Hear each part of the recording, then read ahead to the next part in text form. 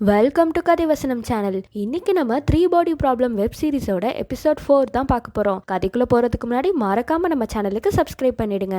Episode ஸ்டார்டிங்ல 1982ல லண்டன்ல காமிக்கிறாங்க. இங்க இவான்ஸும் ஏவும் ஒரு ஹோட்டல்ல மீட் பண்ண தான் வந்திருக்காங்க. இப்ப அந்த மிலிட்டரி கேம்ப்ல இருந்து வெளியே வந்து ஒரு யூனிவர்சிட்டியில பிசிக்ஸ் டீச்சரா வேலை பார்த்துட்டு இருப்பாங்க. அதே மாதிரி இவான்ஸும் அவங்க அப்பாவோட ஆயில் கம்பெனி எடுத்து நடத்திட்டு இருப்பாரு. தான் இவான்ஸை மீட் பண்ணுன்னு சொல்லியிருப்பாங்க. எதுக்குன்னா அந்த மிலிட்டரி கேம்ப்ல இருந்தப்போ அவங்க ஏலியன்ஸ் கூட கனெக்ட் பண்ணிருப்பாங்களே, அந்த மெசேஜ் அனுப்பிச்சிருப்பாங்க, அது விஷயமா சொல்ல வந்திருக்காங்க. ஏன்னா இந்த விஷயத்த வேற யார்கிட்ட சொல்றதுன்னு தெரியல, உங்ககிட்ட சொன்னாதான் கரெக்டா இருக்கும், ஏன்னா நம்ம ரெண்டு பேரும் தாட்டும் ஒரே மாதிரி இருக்குன்னு சொல்றாங்க. அடுத்த சீன்ல வில்ல தான் காமிக்கிறாரு. இவருக்கு ஒரு ஆபரேஷன் முடிஞ்சிருக்கும் இல்லையா, அதனால டிஸ்சார்ஜ் ஆனதுக்கு அப்புறம் ஜாக்க தான் வந்து கூட்டிட்டு போக சொல்லியிருப்பாரு. ஆனா ஜாக் இப்ப போன் எடுக்கல, ஏன்னா போன எபிசோட்ல அவர் இறந்து போயிருப்பாரு. இப்ப சால் அங்க வராரு, ஜாக் இறந்து போன விஷயத்தையும் சொல்றாரு. அதே மாதிரி இந்த பக்கம் போலீஸ் ரெண்டு பேருமே அகஸ்டினா அப்புறம் ஜின்னு கிட்ட ஜாக் இறந்து போன அந்த ஃபுட்டேஜை காமிக்கிறாங்க. அதாவது ஜாக் வீட்ல மொத்தம் 18 செக்யூரிட்டி கேமரா இருந்திருக்கு, ஆனா யாரு வந்து கொலை பண்ணான்னு எதுலயுமே ரெக்கார்ட் ஆகலன்னு சொல்றாங்க. அப்ப அகஸ்டினா என்ன சொல்றானா, அப்ப என்கிட்ட அன்னைக்கு வந்து பேசினா அதே பொண்ணாதான் இருக்கும், ஏன்னா அந்த பொண்ணுமே கேமரால ரெக்கார்ட் ஆகலன்னு. அப்புறம் சீனியர் போலீஸ் உங்க ஃப்ரெண்டுக்கு வந்து இன்விடேஷன் மாதிரி உங்களுக்கு ஒன்று வந்திருக்கும்ல, அதை காமிங்கன்னு கேட்கிறப்போ அதையும் நம்ம ஜின் எடுத்து காமிக்கிறாங்க. அப்ப ஜின்னு கிட்ட அந்த போலீஸ் என்ன சொல்றாங்கன்னா, நீங்க எங்களுக்காக ஹெல்ப் பண்ணணும், நீங்க அந்த இன்விடேஷன் இருக்க இடத்துக்கே போங்க, அங்க என்ன நடக்குதுன்ற இன்ஃபர்மேஷன் உங்க மூலமா தான் எங்களுக்கு தெரிய வரும்னு கேக்குறாரு. இதுக்கு அகஸ்டினா நானும் ஜின்னு கூட போறேன்னு சொல்றதுக்கு, இல்ல அவங்க இன்வைட் பண்ணவங்களை மட்டும் தான் கண்டிப்பா உள்ள விடுவாங்க, கண்டிப்பா நிறைய செக்கிங்லாம் பண்ணுவாங்க, சோ உங்களை உள்ள அனுப்ப மாட்டாங்கன்னு சொல்லிட்டு இருக்காங்க. அதே மாதிரி போலீஸ் இவான்ஸ் எங்க இருக்காங்கன்றதையும் கண்டுபிடிச்சிருவாங்க. மெடிட்டரேனியன் சீல ஒரு கப்பல்ல தான் வாழ்ந்துட்டு இருக்காரு. அங்க இவர் மட்டும் இல்லாம இவர் கூட சேர்ந்து ஆயிரக்கணக்கான மக்களும் இருக்காங்கன்றத கண்டுபிடிச்சிடுறாங்க. அப்புறம் அந்த கப்பலை தான் காமிக்கிறாங்க. அங்க இவான்ஸ் அவருக்கு கீழே வேலை பார்க்குறவங்க, அவங்களோட ஃபேமிலி, அவரோட ஃபாலோவர்ஸ்ன்னு சொல்லிட்டு நிறைய பேர் வாழ்றாங்க. இங்க இருக்க எல்லாருமே ஏலியன்ஸ் தான் அவங்களோட கடவுள், அவங்க பேர் சாண்டி, அவங்க நம்மளை காப்பாற்ற ஒரு நாள் வருவாங்கன்னு சொல்லி நம்பிக்கிட்டு இருக்காங்க. அதே மாதிரி இவான்ஸ் தினமும் ஏலியன்ஸ் கிட்ட பேசிட்டு இருப்பார் இல்லையா, அவங்க கிட்ட போயிட்டு இன்னும் நிறைய மெம்பர்ஸ் நம்மளோட மீட்டிங்க்கு வராங்கன்னு சொல்றாரு. அதுக்கு ஏலியன்ஸ் என்ன சொல்றாங்கன்னா, போலீஸ்க்கும் நம்மளோட மீட்டிங் தெரிஞ்சிருச்சுன்னு, அது மட்டும் இல்லாம நீ இங்க தான் இருக்குன்றது தெரிஞ்சிருச்சு, ஆனா கவலைப்படாத, உங்களை எல்லாரையும் நாங்க காப்பாத்திருவோன்றாங்க. இதுக்கு இவான்ஸ் ஸ்மைல் பண்றாரு. அதுக்கு அந்த ஏலியன் இந்த மாதிரி ஸ்மைல் பண்ணாதான் நல்லா இருக்குன்னு சொல்லுது. இதுல இருந்து ஒண்ணு மட்டும் நல்லா தெரியுது, ஏலியன்ஸ் இங்க இருக்க எல்லாருமே பாத்துக்கிட்டு தான் இருக்காங்கன்னு. அடுத்த சீன்ல போலீஸ் ரெண்டு பேரும் ஜின் கிட்ட, நீ அங்க போய் இன்ஃபர்மேஷன் மட்டும் கலெக்ட் பண்ணிட்டு வா, நீ எதுவும் பெருசா பேசிக்காத, நாங்க உன்னை ஃபாலோ பண்ணிட்டு தான் இருப்போம், நீ சேஃபா தான் இருப்ப, அவங்க என்ன பேசுறாங்களோ அதை மட்டும் நல்லா கவனிச்சுட்டு வான்னு சொல்றாங்க. இதெல்லாம் நான் எப்படி பண்றது, நான் சேஃபா தானே இருப்பேன்னு எப்படி சொல்றீங்கன்னு கேட்கிறப்போ, நாங்க உன்னை ஃபாலோ பண்ணிட்டு தான் இருப்போம், நீ எப்போதுமே சேஃபா தான் இருப்ப, எதுக்கும் ஒரு பேக் ஃபுல்லா உன்னோட தேவையான பொருட்கள்லாம் எடுத்துக்கோ, சப்போஸ் நீ அவங்களை காட்டி கொடுத்ததுக்கு அப்புறம் உன்னை அட்டாக் பண்ணணும்னு நினைப்பாங்க, அதனால உன்னை ஒரு சேஃபான இடத்துல வைக்கணும், அதனால உன் திங்ஸ்லாம் எடுத்துக்கோன்னு சொல்றாங்க. அப்புறம் ஜின்னும் அவங்களோட கார்ல மேப் போட்டு அந்த அட்ரஸ்க்கு போயிட்டு இருக்காங்க. அப்ப போலீஸ் கால்ல வந்து என்ன சொல்றாங்கன்னா, நீ போனை உள்ள எடுத்துட்டு போகாதுன்னு. அப்புறம் எப்படி என்னை ட்ராக் பண்ணுவீங்கன்னு கேட்கிறப்போ, அதெல்லாம் நாங்க பாத்துக்கிறோம், நீ அங்க போன்னு சொல்றாங்க. இந்த பக்கம் எப்போது போல இவான்ஸ் அவங்களோட கடவுள் கிட்ட, அதாவது ஏலியன்ஸ்க்கு டெய்லி கதை சொல்லுவார்ல, அதே மாதிரி ஒரு கதையை எடுத்து படிச்சுட்டு இருக்காரு. அது ஒரு ஓநாயை பத்தின கதை, ஒருத்தங்களை சாப்பிட்றதுக்காக பாட்டி விஷயத்துல போகுதுன்னு சொல்றாரு. இது அந்த ஏலியன்ஸ்க்கு புரியவே இல்லை, எதுக்காக ஒரு விஷயத்த பண்றதுக்கு பொய் சொல்லணும்னு கேட்டுட்டு இருக்காங்க. அதுக்கு இவான்ஸ் என்ன சொல்றாருன்னா, அப்படி பண்றனால தானே அதனால சாப்பிட முடியும்னு, நீங்களா உங்க உலகத்துல பொய்யே சொல்ல மாட்டீங்களா தேவைக்கு கூடன்னு கேக்குறாரு. அதுக்கு ஏலியன்ஸ் என்ன சொல்றாங்களா, நாங்க மனசாலே பேசிப்போம், எல்லாம் உண்மையா மட்டும் தான் பேசிப்போன்னு. அப்ப ஏலியன்ஸ் இவான்ஸ் கிட்ட, நீ பொய் சொல்லுவியா, உங்க உலகத்துல எல்லாருமே இப்ப பொய் சொல்லுவாங்களான்னு கேட்கிறப்போ, எங்களுக்கு தேவைன்றப்போ நாங்க பொய் சொல்லி தானே ஆகணும்னு சொல்றாரு, ஆனா எல்லா தடவையும் பொய் சொல்ல மாட்டோம், சில டைம் மட்டும் பொய் சொல்லுவோம்னு சொல்றாரு. அப்ப ஏலியன்ஸ் என்ன கேக்குறாங்கன்னா, இப்ப நீ சொன்னல அந்த ஓனாய் பத்தி, அது எந்த ஃபாரஸ்ட்ல இருக்குன்னு, உலகத்துல இருக்க எந்த ஃபாரஸ்ட்ல வேணாலும் இருக்கலாம், ஆனா இது ஒரு கதை தானேன்னு சொல்றாரு. அதுக்கு ஏலியன்ஸ் இது கதைனா புரியலன்னு கேக்குறப்போ, இது ஒரு கதை தான், உண்மை கிடையாதுன்னு இவான்ஸ் சொல்றாரு.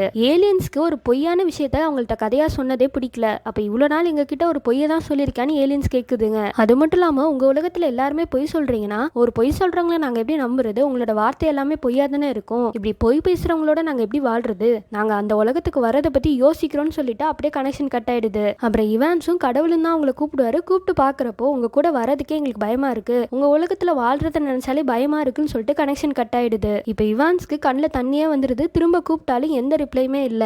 இந்த பக்கம் ஜின் அவங்களோட கார்ல போயிட்டு இருப்பாங்க. இவங்கள போயிட்டு இருக்க வழியெல்லாம் சேட்டலைட் மூலமா போலீஸும் ஃபாலோ பண்றாங்க. இதை சீனியர் போலீஸ் தான் பாத்துட்டு இருப்பாரு. அப்புறம் இன்னொரு போலீஸ் வந்து ஆல்ரெடி அந்த அட்ரஸ்க்கு போயிருப்பாரு. இப்ப அந்த இடமே ரொம்ப இருட்டா இருக்கும், ஒரு காட்டுக்குள்ள போற மாதிரி இருக்கும். அங்க ஒரு பொண்ணு நம்ம ஜின்னை வந்து ஃபுல் பாடியும் செக்அப் பண்றா. அது மட்டும் இல்லாம அவளோட கண்ணை ஸ்கேன் பண்ணி இவதான் உண்மையான ஜின்னு தெரிஞ்சதுக்கு அப்புறம் தான் கார்ல ஏத்திட்டு போறா. கார்ல போகும்போது ஜின் அந்த பொண்ணு கிட்ட, அந்த மீட்டிங்ல என்ன நடக்குதுன்னு கேக்குறாங்க.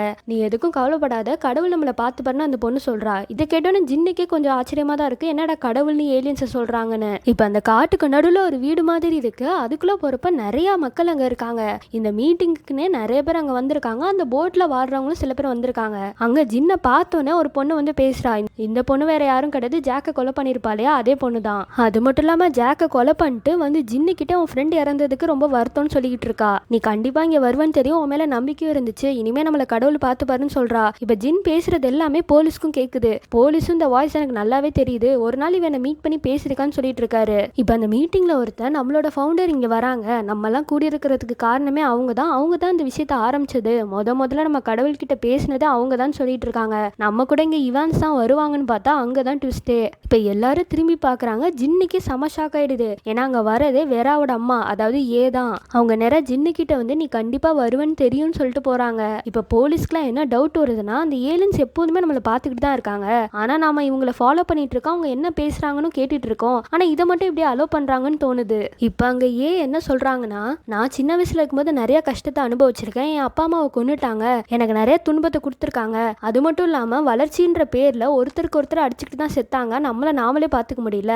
அதனால தான் கடவுள் நம்மளை காப்பாற்ற வராங்க, இன்னும் 400 வருஷம் தான் அவங்க வந்துருவாங்க, நமக்கு ஆனா எல்லா விஷயத்தையும் அவங்களே பார்த்துப்பாங்கன்னு பேசிட்டு இருக்காங்க. அவங்க வரதுக்கு 400 வருஷம் ஆனாலும் இப்ப எதுக்கு நம்ம கூடி இருக்கோம்னா, நம்மளோட குழந்தைங்களுக்கும் இதெல்லாம் சொல்லி கொடுத்து அவங்க வரும்போது அவங்கள நல்லா வெல்கம் பண்ணுன்னு சொல்றாங்க.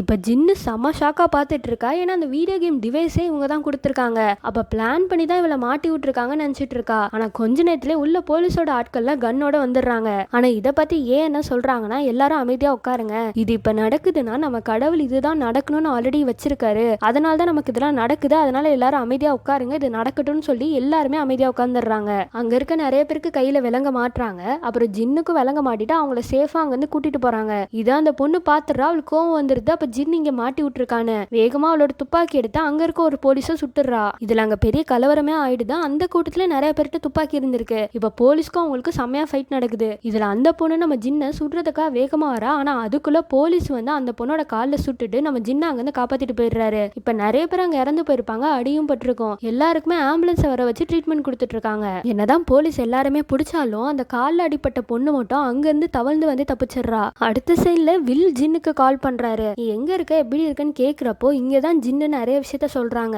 அதாவது வெராவோட அம்மா ஏவை பத்தின நிறைய விஷயங்களை சொல்றாங்க. நமக்கும் அப்படியே பிளாஷ்பேக்ல காமிக்கிறாங்க.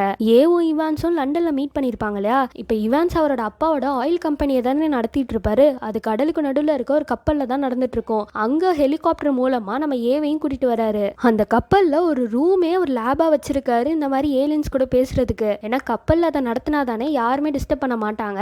அது மட்டும் இல்லாம அந்த கப்பல்ல ஒரு பெரிய ஆண்டனாவும் வச்சிருப்பாரு, ஃப்ரீக்வன்சி அனுப்புறதுக்குலாம். போன தடவை அனுப்பிச்ச மெசேஜுக்கு ரிப்ளை வரவே 8 வருஷம் ஆயிருக்கும். ஆனா அதுக்கப்புறம் அந்த மிலிட்டரி கேம்ப் விட்டு இவங்க வெளியே வந்திருப்பாங்க. ஆனா திரும்பவும் ஏலியன்ஸ் நிறைய ரிப்ளை அனுப்பிச்சிருப்பாங்க போல. அதெல்லாம் இவான்ஸ் வந்து கிட்ட காமிச்சிட்டு இருக்காரு. நம்ம உலகத்துக்கு இப்ப கண்டிப்பா ஹெல்ப் தேவை, அவங்களுக்கும் நம்மளோட ஹெல்ப் தேவை, அதனால அவங்க ஆல்ரெடி கிளம்பிட்டாங்க, வந்துகிட்டு இருக்காங்கன்ற விஷயத்தையும் சொல்றாரு. இப்ப 2 பேருமே இதை நினைச்சு ரொம்ப சந்தோஷப்படுறாங்க. ஏன்னா அவங்க 2 பேருக்குமே ஏலியன்ஸ் இந்த உலகத்துக்கு வரணும். அடுத்த சீன்ல ஏவ போலீஸ் அரெஸ்ட் பண்ணிருப்பாங்கல்ல. இப்ப நிறைய போலீஸ் முன்னாடி அவங்களை இன்வெஸ்டிகேஷன் பண்ணிட்டு இருக்காங்க. ஏன் இந்த மாதிரிலாம் பண்றீங்கன்னு கேக்குறப்போ அவங்க நம்மளோட ஹெல்ப்புக்காக வராங்க, நமக்கும் அவங்க நிறைய ஹெல்ப் பண்ண போறாங்க, அவங்க கண்டிப்பா வரணும்னு சொல்லிட்டு இருக்காங்க. அவங்களுக்கு நீங்க இவ்வளவு உண்மையா இருந்தோம், நாங்க எப்படி உங்களை அரெஸ்ட் பண்றோம்னு போலீஸ் கேக்குறாரு. ஏன்னா எங்களோட கடவுளுக்கு இதுதான் தேவை, அவங்க எல்லாத்தையும் ஒரு பிளான் போட்டு தான் பண்ணுவாங்க, அவங்க இதை பண்றாங்கன்னா அது ஒரு நல்லதுக்காக தான் இருக்குன்னு சொல்லிட்டு இருக்காங்க. அது மட்டும் இல்லாம போலீஸ் அந்த கப்பல்ல என்ன நடக்குது, அந்த கப்பலை பத்தின எல்லா விஷயமும் தெரியும், இவான்ஸே நாங்க கூடிய சீக்கிரம் பிடிக்க தான் போறோம், என்ன நடக்குதுன்னு கேக்குறப்போ அதை சொல்லவே மாட்டேங்கிறாங்க. ஏன்னா போலீஸ்க்கு தெரியாது இல்லையா, அவங்க எல்லாம் ஏலியன்ஸ் கூட பேசிட்டு இருக்குது, அவங்க நம்மளை நோக்கி வந்துட்டு தான் இருக்காங்க, நீங்க என்ன நினைச்சாலும் அவங்கள தடுக்க முடியாது, ஆனா அவங்க நம்மளோட பூமிக்கு வந்ததுக்கு அப்புறம் கண்டிப்பா நீ அதை நினைச்சு பெருமைப்படுவ, கண்டிப்பா அது நமக்கு ரொம்பவே ஹெல்ப்பா இருக்கும்னு சொல்றாங்க.